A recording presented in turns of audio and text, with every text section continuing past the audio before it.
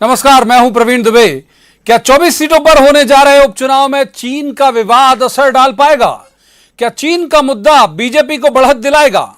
आप सवाल कर सकते हैं कि एमपी में होने वाले उपचुनाव का चीन से क्या वास्ता?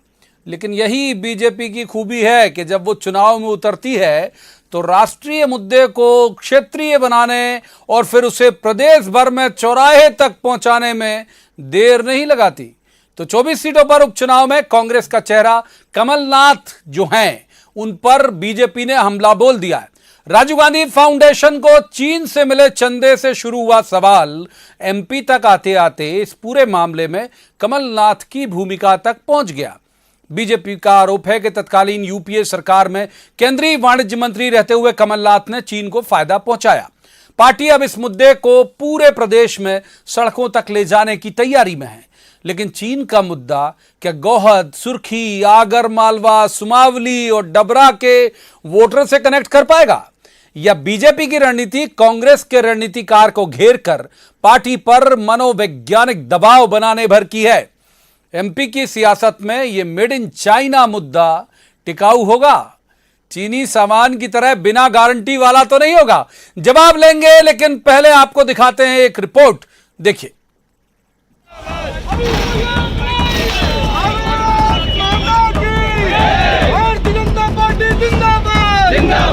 बीजेपी की कोशिश ये है कि जिस तरह पूरे देश में चीन के सामान का बहिष्कार कर रहे हैं लोग, उनका ये गुस्सा अब चीनी सामान के साथ कांग्रेस पर भी उतरे। राजीव गांधी फाउंडेशन को चीन से मिली मदद से उठा मुद्दा रीजनल कॉम्प्रिहेंसिव इकोनॉमिक पार्टनरशिप तक पहुंचा और सवाल उठे कि चीन के साथ व्यापार के दौरान घाटा 1.1 अरब डॉलर से बढ़कर 36.2 अरब डॉलर तक कैसे पहुंचा। बीजेपी ने इसमें तत्कालीन यूपीए सरकार के केंद्रीय वाणिज्य मंत्री कमलनाथ की भूमिका पर सवाल खड़े किए और आरोप लगाया कि उनके मंत्री रहते चीन का आयात शुल्क कम कर राजीव गांधी फाउंडेशन को लाभ पहुंचाया गया था। कमलनाथ के पुतले दहन का कार्यक्रम भारतीय जनता पार्टी पूरे मध्य प्रदेश के अंदर करेगी। कल हम पूरे देश के पूरे मध्य प्रदेश के अंदर कमलनाथ के पुतले 12 बजे हमारे कार्यकर्ता इस बात का विरोध करने के लिए मैदान में उतरेंगे। कांग्रेस की दलील ये है कि मोदी सरकार के 6 साल में ही चीन का सामान देश के हर घर तक पहुंचा है। कमलनाथ के वाणिज्य मंत्री रहते जितनी ज्यादा एंटी डंपिंग ड्यूटी चीन पर लगाई गई, उतनी किसी मंत्री के कार्यकाल में नहीं लगी। लौह पुरुष की प्रतिमा से लेकर तो योग की चटाई तक चीन से मोदी जी ने मंगाई। आज चीन भारत की भूमि पर 6 स्थानों पर कब्जा करके बैठा है और निरंतर आगे बढ़ रहा है। बीजेपी जानती है कि कांग्रेस 24 सीटों का चुनाव कमलनाथ के चेहरे पर लड़ेगी, इसलिए मौके से इस मुद्दे को कमलनाथ के खिलाफ एमपी में इस्तेमाल किया जा रहा है। लेकिन सवाल ये है कि हर चुनाव में अपनी बुनियादी जरूरतों के सवाल लिए खड़ा वोटर क्या चीन से तकरार के माहौल को देखते हुए अपनी प्राथमिकताएं बदल पाएगा? सवाल ये है, क्या एमपी में बीजेपी का मेड इन चाइना मुद्दा रंग दिखाएगा? जवाब तो देना होगा। Bureau report, news 18, Madhya Pradesh, Chhattisgarh. तो सबसे पहले मेहमानों का परिचय मैं आपसे करा देता हूं। हमारे साथ हैं पंकज चतुर्वेदी, ये बीजेपी के नेता हैं। पंकज जी का स्वागत है। दूसरे मेहमान सैयद जाफर, ये कांग्रेस के प्रवक्ता हैं। सैयद जाफर का स्वागत। और तीसरे मेहमान पत्रकारिता का बहुत चर्चित चेहरा है, अच्छे राजनीतिक विश्लेषक हैं, दिनेश गुप्ता। दिनेश जी का भी स्वागत है। शुरुआत पंकज जी से ही कर लेते हैं, क्योंकि एजेंडा जो है फ्लोट उन्हीं की पार्टी के जरिए किया जा रहा है। पंकज जी, ये चाइना का माल यानी चाइना का जो मुद्दा है, ये उपचुनाव में कितना टिकाऊ आपको लगता है? ऐसे चीन के माल की तरह खराब तो नहीं निकलेगा ये? देखिए प्रवीण जी, भारतीय जनता पार्टी की रीति नीति संदेश बहुत स्पष्ट है कि चीनी सामान, चीनी समर्थक और चीन के दलालों का सार्वजनिक और सामाजिक बहिष्कार होना चाहिए। और एक जिम्मेदार राजनीतिक दल के नाते भारतीय जनता पार्टी का न केवल राजनीतिक अपितु नैतिक दायित्व है कि उन सब चेहरों को बेनकाब किया जाए जिन्होंने लंबे समय से चीन को प्रत्यक्ष या अप्रत्यक्ष तौर पर आर्थिक लाभ पहुंचाकर दलाली करके अपनी जेबें भरी हैं।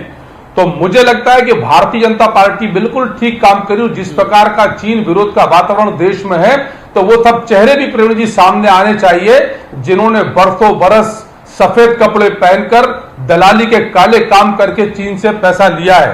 क्या गलत कहा भारतीय जनता पार्टी ने?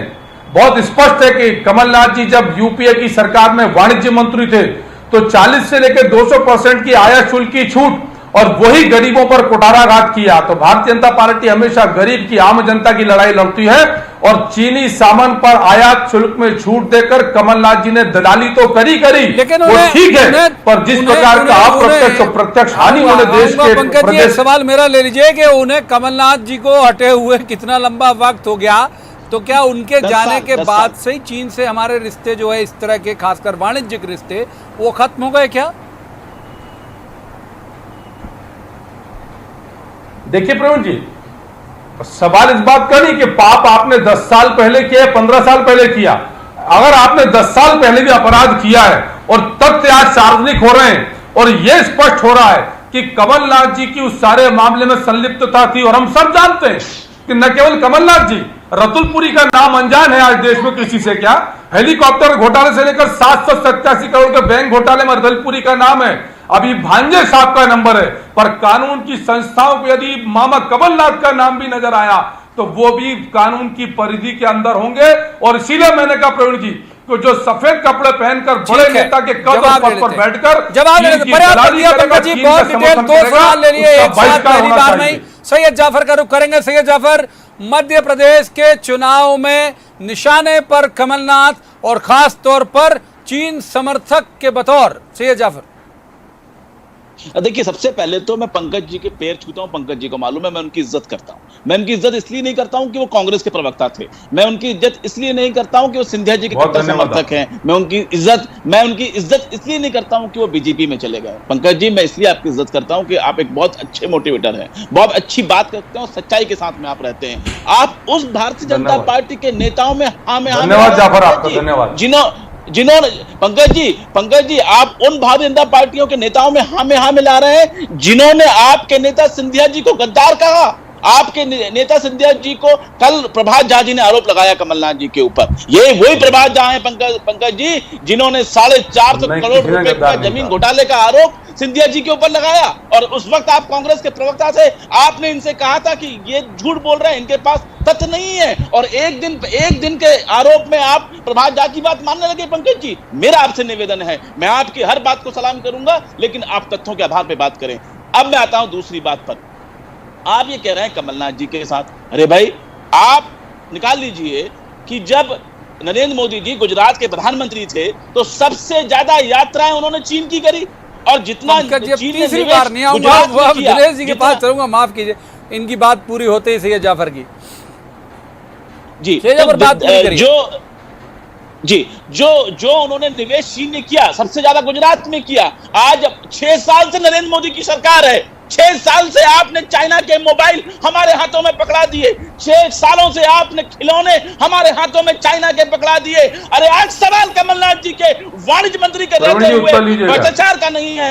आज चिंता होनी चाहिए कि जो हमारे आज चिंता होनी चाहिए कि चीन लगातार भारत की सीमाओं में डिबेट कीजिए। मेरा निवेदन है पंकज जी कि कांग्रेस और बीजेपी की गोद में हम कभी भी खेल लेंगे, अभी हमें चिंता अपनी सीमाओं की करना चाहिए। अब जी क्या बात है साहब, वो कांग्रेस और बीजेपी की गोद में कभी भी खेल लेंगे, वो दोनों हम लोग शामिल नहीं। दिनेश गुप्ता, आऊंगा पंकज जी, आऊंगा दिनेश, पाऊंगा पंकज जी, प्लीज आऊंगा। मैं दिनेश जी को कर लूं, ऐसे में जो तीसरा मेहमान है ना, जो नॉन पॉलिटिकल होता है, उसके लिए मुश्किल हो जाती है। दिनेश जी, जो सवाल लेके दिनेश जी पहले सर हम सब क्या सवाल आपके पास लेके आऊंगा कि सुर्खी, दिनेश जी, सुर्खी, मुरैना, सुमावली, आगर, ये चाइना से ये लोग कनेक्ट कर पाएंगे या फिर वजह कोरोना है, क्योंकि कोरोना को लेके लोगों के मन में चीन को लेकर गुस्सा है। दिनेश जी आपका। देखिए, ये तो इस बात पर निर्भर करता है कि भारतीय जनता पार्टी इस पूरे मूवमेंट को कहां तक ले जाती है। कल जिस तरह से वो पुतला दहन का कार्यक्रम कर रही है, तो आगे क्या वो चाइना के किसी सामग्री का बहिष्कार करती है, और फिर उसके बाद लोगों को ये बताना, उनके दिमाग में ये बिठाना कोई बहुत आसान काम नहीं है कि 2006 में कोई ऐसा समझौता हुआ था जिसमें कमलनाथ जी दोषी थे। क्योंकि आज तक आप देखिए कि जो 14 साल का समय हो गया, कभी भी इस तरह के आरोप या कोई और भी जो आरोप एलिगेशन है वो कमलनाथ जी पर भारतीय जनता पार्टी की ओर से नहीं लगाए गए। तो ये जो अचानक एक आरोप आएगा उनके सामने, तो जनता को भी थोड़ा सा बड़ा अटपटा लगेगा, क्योंकि ये उस तरह का पड़ोसी राज्य का विषय नहीं है जैसे दूसरे राज्यों में हम दूसरा चुनावों में हम देखते हैं कि हर बार लेकिन गवर्नमेंट ने आज कुछ करार कैंसिल किया है ना, जो स्मार्ट सिटी में पार्टिसिपेशन था चीनी कंपनी का, मैं नाम नहीं उच्चारित कर पाऊंगा क्योंकि आमतौर पर ऐसी कंपनियों के नाम रटे नहीं जाते। दिनेश जी, आज गवर्नमेंट ने कुछ कैंसिल भी किया ना, कुछ करार? नहीं, देखिए बहुत भी अब आपने देखा रेलवे ने भी बहुत सारे कैंसिल किए हैं। ये तो चूंकि अब जिस तरह का जो है दबाव चल रहा है और जिस तरह की जो सीमा पर स्थितियां हैं वो बड़ा स्वाभाविक सा है। लेकिन आप ये देखिए, ये तो नीतिगत मसले होते हैं। यदि 2006 में कोई निर्णय लिया गया है तो निश्चित तौर पर भारत सरकार की कोई नीति रही होगी जिसके तहत ये फैसला हुआ होगा। ये नीतिगत मसले होते हैं, विदेश नीति के मसले होते हैं, ये कूटनीतिक मसले हैं जिसमें उन्होंने कोई फैसला नहीं, किया। मैं ये कह रहा हूँ जो आपकी उस बात के जवाब में मैंने कहा दिनेश जी, जो आप कह रहे थे ना कि बीजेपी कितना आगे तक ले जाएगी, तो ये बीजेपी की मंशा दिख रही है ना कि कितने आगे तक ले जाएगी। आज गवर्नमेंट भी इन्वॉल्व हुई, पार्टी तो है ही इन्वॉल्व, वीडी शर्मा जी का बयान हम दिखा ही रहे हैं। नहीं, बिल्कुल मैंने कहा ना कि अभी जितना ज़्यादा ये इस मामले को ले जाएंगे, लेकिन जो कमलनाथ के चेहरे पर पूरा ये जो है आप लेवल लगा देना, वो थोड़ा सा जरा मुझे नहीं लगता कि बड़ा आसान सा काम है कि आप कह देंगे, क्योंकि कमलनाथ का चेहरा उस तरह के जो मामला है, खास तौर पर जब हम ये देखते कोई अंतर्राष्ट्रीय समझौते वाला और जिन इलाकों में चुनाव है वहाँ इसको समझना थोड़ा सा जो है मुझे नहीं लगता कि ये चुनाव तक कोई असर दिखा पाएगा। उसकी जगह ये कोरोना और जो चाइना वगैरह ये जो कहते रहेंगे और जो मुकाबला जो कमलनाथ वर्सेज जो है भारतीय जनता पार्टी करने की कोशिश कर रहे हैं, जो भारतीय जनता पार्टी पर जिस तरह के आरोप या जिन कांग्रेस के जिन विधायकों ने पार्टी छोड़ी है उन पर आरोप जिस तरह से कांग्रेस लगाती रही है कि इन्होंने जो है कोई लेन देन करके पार्टी छोड़ी है, तो हो सकता है ये उसका भी जवाब हो कि आप कमलनाथ से भी पूछिए कि उन्होंने ये क्या किया था। ये राजनीतिक बयानबाजी है और ठीक है, सरकार बिल्कुल ठीक कह रहे हैं दिनेश जी। यही सवाल लेकर पंकज चतुर्वेदी के पास चलेंगे और वो बहुत देर से सैयद जाफर की बात का जवाब भी देना चाह रहे हैं। सैयद जाफर की बात का जवाब आप दे पंकज जी, उससे पहले जो दिनेश जी ने जिस तरह इशारा किया, जो आरोप कांग्रेस लगाती रहती है कि बिकाऊ बनाम टिकाऊ, उस पर उसी का काउंटर है क्या ये?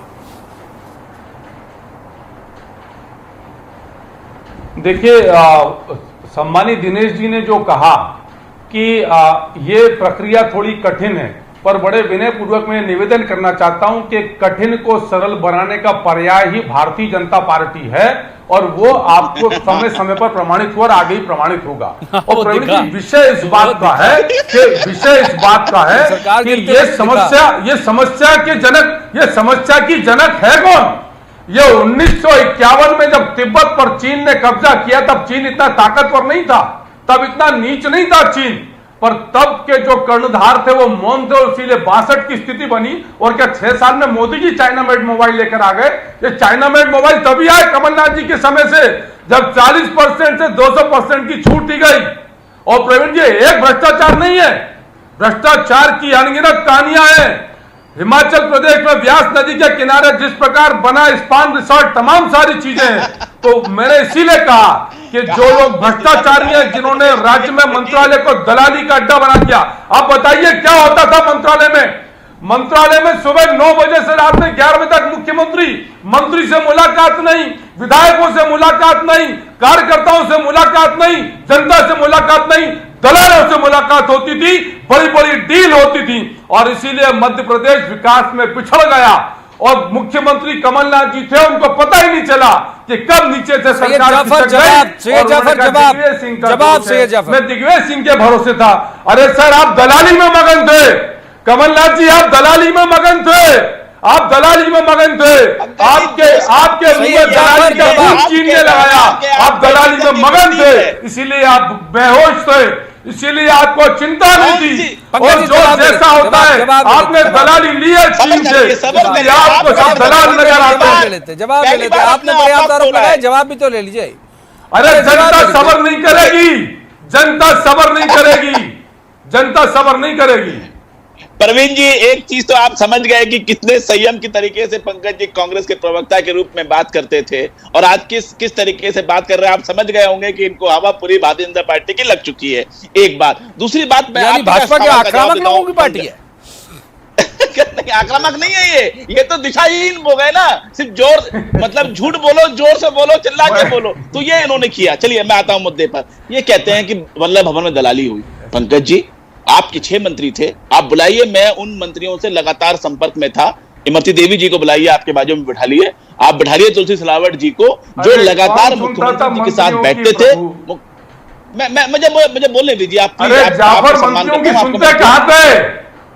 मैं गवाह हूं, आप बुलाइए इमरती देवी जी को। मैं कह रहा हूं, मैं गवाह हूं। मेरे सामने मुख्यमंत्री कमलनाथ जी ने 1 घंटा बैठकर इमरती देवी से बात की, महिला बाल विकास के निष्कासितों को वापस लेने के लिए, महिला बाल विकास की सुपरवाइजर को 90% मानदेय देने के लिए, आंगनवाड़ी कार्यकर्ताओं को नियमित करने के लिए, पोषण आहार को लेकर करने के लिए। मैं उस मीटिंग में बैठा था। आप बुलाइए आप तुलसी सिलावट जी को, जिस मीटिंग में मैं बैठा था। तुलसी सिलावट जी के साथ घंटों बैठकर बात हुई। बुलाइए आप इमरती देवी को, तुलसी सिलावट जी को, पद्म सिंह तोमर को, ये तीनों मंत्रियों के एक से अलग मैं लगातार उस बैठक में बैठा और इन्होंने विकास कार्यों की बात की, कमलनाथ जी की तारीफ की। ये अलग बात है कि इन्होंने कमरे में ले जाकर मुझे जरूर कहा कि महाराज और कमलनाथ जी के बीच में कम्युनिकेशन गैप है, हमें इससे भरना है। ये हो सकता है, मैं इस बात को स्वीकार करता हूं कि कमलनाथ जी के बीच में, सिंधिया जी के बीच में कम्युनिकेशन गैप हो सकता है।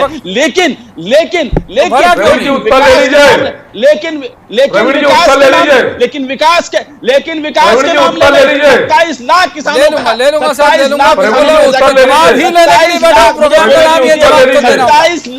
27 लाख किसानों का कर्जा और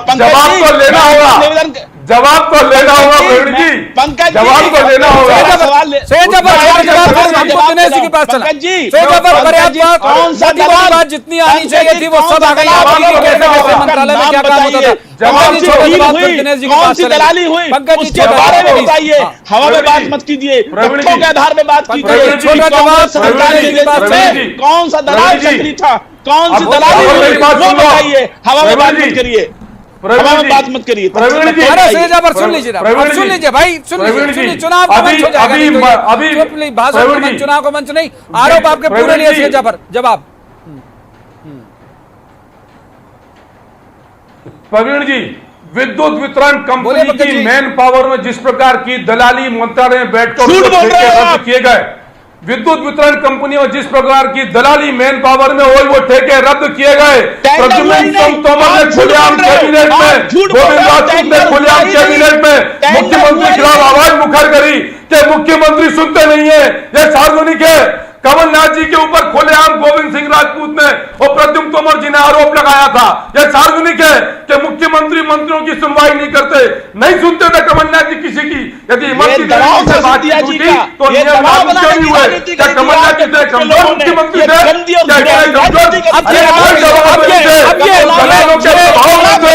कमलनाथ जी दलालों के प्रभाव में थे, कमलनाथ जी दलालों के प्रभाव में थे। कमलनाथ जी क्यों इस पर बहुत लंबा डिस्कशन हो गया। आज चाइना पर फोकस रखिए प्लीज। मैं दोनों मेहमानों को रोकूंगा, दिनेश गुप्ता जी को शामिल करूंगा। दिनेश गुप्ता जी को शामिल, माफ कीजिए, मैं क्यों बात करते भाई कि मैं ऑडियो अभी तक बंद नहीं कराया, कभी भी किसी का पीसीआर की मदद ली नहीं। दिनेश गुप्ता जी को शामिल करते। दिनेश जी, ये आप देख रहे होंगे, ये कुछ इस तरह की लाइन दिख रही है बीजेपी की कि फोकस करो, टारगेट केवल एक कमलनाथ, और इधर जो है वर्सेस ऑल कर दीजिए। मतलब वर्सेस शिवराज नहीं होगा, वर्सेस सिंधिया नहीं होगा, वर्सेस बीजेपी हो जाएगा। ये एक एजेंडा आपको लगता है इसके पीछे? और ये कितना कारगर होगा, ये भी जवाब। नहीं, बिल्कुल यही कोशिश हो रही है, क्योंकि आप देखिए कि विधानसभा चुनाव में एक चेहरा और था, ज्योतिरादित्य सिंधिया, जो थोड़ा सा अट्रैक्शन का कारण भी था। तो कमलनाथ और सिंधिया मिलकर भारतीय जनता पार्टी का मुकाबला कर रहे थे। अब भारतीय जनता पार्टी, सिंधिया उसके भारतीय जनता पार्टी के साथ है और कमलनाथ अकेले हैं। अब उनके साथ दिग्विजय सिंह हैं, तो दिग्विजय सिंह के साथ होने से भारतीय जनता पार्टी को ज़्यादा फायदा है। और जो आप देखिए कि मुझे ऐसा लगता है कि इस चुनाव में फिर से 2018 के बहुत सारे मुद्दे आएंगे, जिस तरह से चाइना आया है। हाँ, माइलेज है। देखिए, आप उस तरह से भी आ सकते हैं प्रवीण जी कि अब राहुल गांधी ये नहीं कहेंगे यदि चुनाव प्रचार में आए कि मेड इन सुमावली होना चाहिए, मेड इन मुरैना होना चाहिए। ये सब जो राहुल गांधी के पास अब ये सब कहने के लिए नहीं होगा कि मेड इन सुमावली मोबाइल होगा, मेड इन जो है सुभाषरा मोबाइल होगा। वो जिस तरह से कहते रहते थे कि हमारी सरकार आई तो हम जो है आप यहाँ ये फैक्ट्रियाँ लगाएंगे, मोबाइल बनाने की लगाएंगे, तो वो अब इस चुनाव में शायद नहीं कह पाएंगे क्योंकि अब मेड इन सुर्खी नहीं होगा। वो अब ये जो मुद्दे थोड़ा सा बदल के डाइवर्ट हो जाएगा। अब राहुल गांधी उस तरह से होंगे सामने कि चाइना के इशू को लेकर होंगे, राजीव गांधी फाउंडेशन को लेकर होंगे, और यही भारतीय जनता पार्टी चाहती है कि अब मेड इन लोकल ना होकर मेड इन चाइना की बात हो।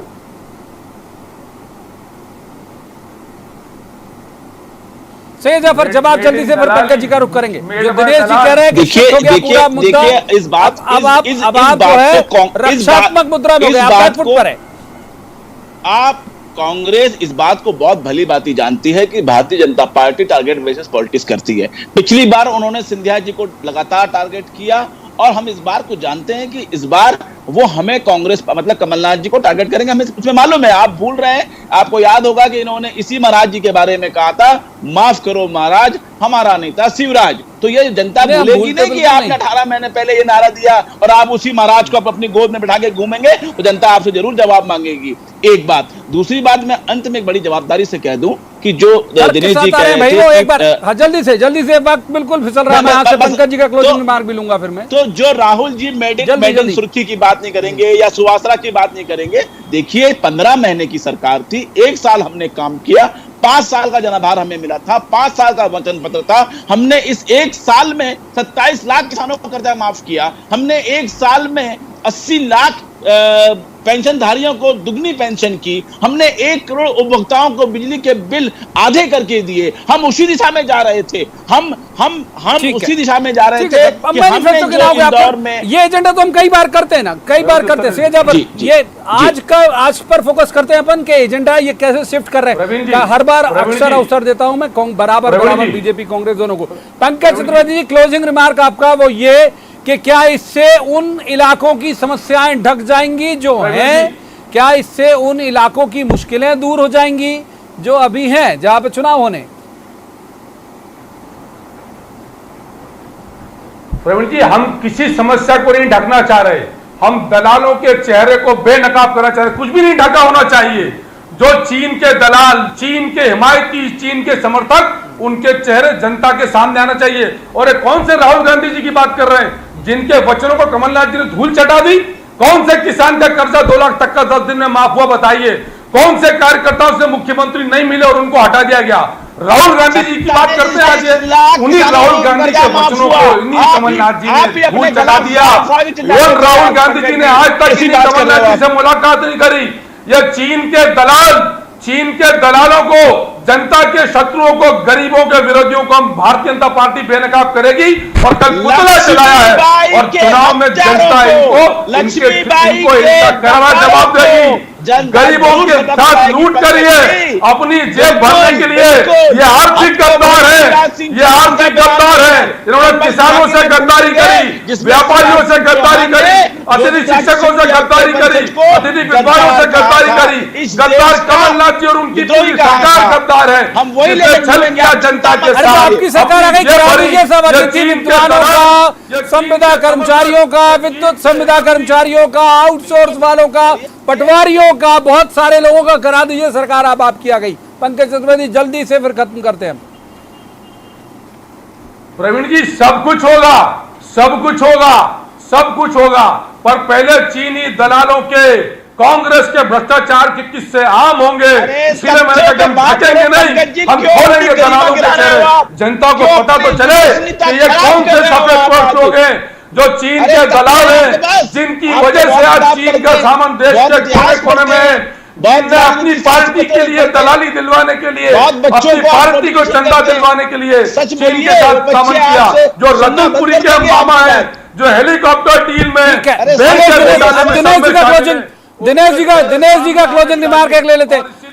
एक क्लोजिंग रिमार्क दिनेश जी का ले लेते हैं। माफ कीजिए, दोनों अपने पॉलिटिकल गेस्ट को मैंने बहुत वक्त दिया, पर्याप्त वक्त दिया। दोनों की जितने भी अंदर का गुबार है और जितने तथ्य जितने भी रहे वो सब सामने आ गए। दिनेश जी, ये इस पूरे मसले को लेकर काउंटर आपको लगता है कांग्रेस क्या प्लान करके चल रही होगी? क्योंकि ये मुद्दा एक कांग्रेस के लिहाज से कहें तो उसके लिए रिस्क भी हो सकता है। अपील यूं कर जाएगा क्योंकि कोरोना से पीड़ित व्यक्ति चाइना से कनेक्ट कर रहा है इस वक्त। दिनेश जी। नहीं, बिल्कुल देखिए, एक जो है कांग्रेस पार्टी ने जो स्टैंड लिया हुआ है वो सिंधिया जी के खिलाफ लिया हुआ है कि ये जो लगातार कांग्रेस पार्टी की ओर से बात भी आ रही है, और दूसरा जो मसले आएंगे वो वही जो उनके पास है, व्यापम ई टेंडरिंग की वो कार्रवाई कर रहे थे, भू माफिया के खिलाफ कार्रवाई कर रहे थे कमलनाथ जी, जिस तरह की जो है लगातार उनके 15 महीने का जो एक्शन है वो उन्हीं एक्शन को लेके ये काउंटर करेगी कांग्रेस पार्टी, और हो सकता है कि कुछ महत्वपूर्ण दस्तावेज भी सामने रखे। माफ कीजिए दिनेश जी, अब रोकना पड़ेगा, मजबूरी है। मैं ज्यादा वक्त आपको अभी आखिरी सेगमेंट में नहीं दे पाया, वक्त हमको इतनी चर्चा की इजाजत देता है, लेकिन ये बात अब देखने वाली होगी जब इलेक्शन होंगे तब कि क्या ये मुद्दा अपील करेगा, लोगों के मन में क्या असर डालेगा। लेकिन तय होगा तब जब इलेक्शन अनाउंस होंगे और कैसे इस तरह से बीजेपी, जैसा दिनेश जी कह रहे हैं, कैसे लोगों के बीच ले जाती है। हालांकि इस सब के बीच राहत इंदौरी का एक शेर जरूर याद आ रहा, उसी के साथ क्लोज करूंगा कि सरहद पर तनाव है क्या, पता करो चुनाव है क्या। तो आज की इस चर्चा में इतना ही। सोमवार को किसी खास मसले पर खास पैनल के साथ बैठेंगे और कहेंगे जवाब तो देना होगा। तब तक आप देखते रहिए न्यूज़ 18 मध्य प्रदेश छत्तीसगढ़।